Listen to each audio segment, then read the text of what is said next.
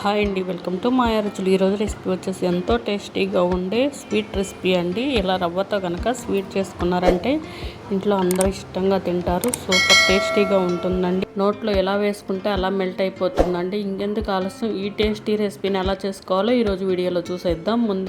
ముందుగా స్టవ్ వెలిగించుకొని స్టవ్ మీద ఒక కళాయి పెట్టుకోవాలండి. ఇలా కళాయి పెట్టుకొని దీనిలోకి 1 కప్పు పాలు పోసుకోవాలి. పాలు మరగాలండి. ఇలా మరిగేటప్పుడు దీనిలోకి 1/2 కప్పు బొంబాయి రవ్వ వేసుకోవాలి. సుజీ అంటారు కదా, ఆ రవ్వ వేసుకోవాలండి. ఇలా రవ్వను మొత్తాన్ని చక్కగా ఇలా పరుచుకున్నట్టుగా మొత్తం వేసేసుకోవాలి.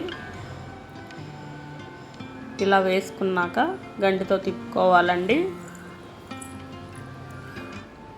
ఇలా తిప్పుకుంటూనే ఉండాలి. ఉండలు కట్టకుండా ఇలా తిప్పుకుంటూనే ఉండాలి.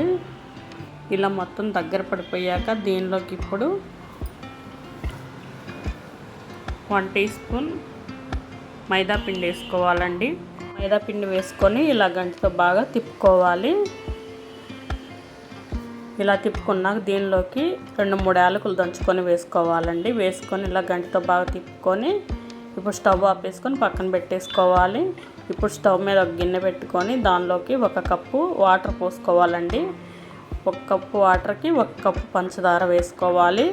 వేసుకొని ఇలా గంటితో తిప్పుకోవాలి. పంచదార అంతా కరిగిపోయిందాక బాగా ఇలా తిప్పుకుంటూనే ఉండాలి.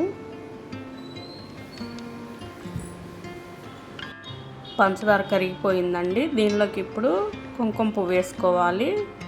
ఇలా మంచి కలర్ కోసం సాఫ్రాన్ వేసుకొని ఇలా గంటితో బాగా మిక్స్ చేసుకోవాలి. పాకం అనేది రావసరం లేదండి. గులాబ్ జామ్ పాకంలాగా వస్తే సరిపోతుంది. ఇలా గంటితో ఒకసారి తీసుకొని ఒకసారి చూసుకుంటే జిగురు తగిలితే స్టవ్ ఆపేసేసుకొని మూత పెట్టేసుకొని పక్కన పెట్టేసుకోవాలి. ఇప్పుడు పిండిని ఒక ప్లేట్లో తీసుకొని దానిలోకి 1 టీ స్పూన్ నెయ్యి వేసుకోవాలి. 1/2 టీ స్పూన్ సోడా ఉప్పు వేసుకోవాలి. ఇవన్నీ వేసుకొని బాగా పిసికినట్టుగా బాగా కలపాలండి. పిండి అనేది స్మూత్ టెక్స్చర్ వచ్చేదాకా బాగా కలుపుకోవాలి. ఇలా కలుపుకొని పక్కన పెట్టేసుకోవాలి.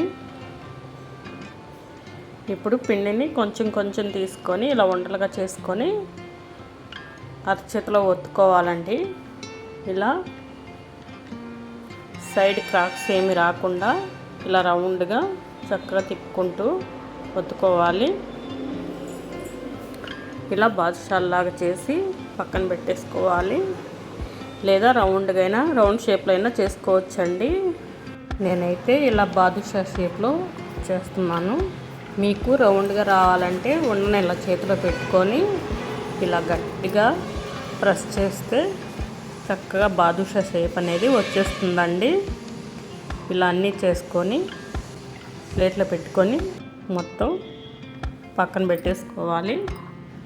ముందుగా స్టవ్ వెలిగించుకొని ఒక కళాయిలో డీప్ ఫ్రై సరిపోను ఆయిల్ పోసుకొని ఆయిల్ హీట్ అయ్యాక ఇలా ఒక్కొక్కటి నెమ్మదిగా నూనెలో వేసుకోవాలండి. వేగానే వెంటనే తిప్పొద్దండి.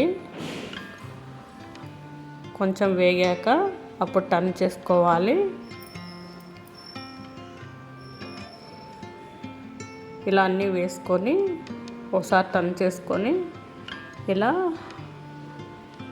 మెల్లగా తిప్పుకొని గోల్డెన్ బ్రౌన్ కలర్ వచ్చేదాకా ఫ్రై చేసుకోవాలండి.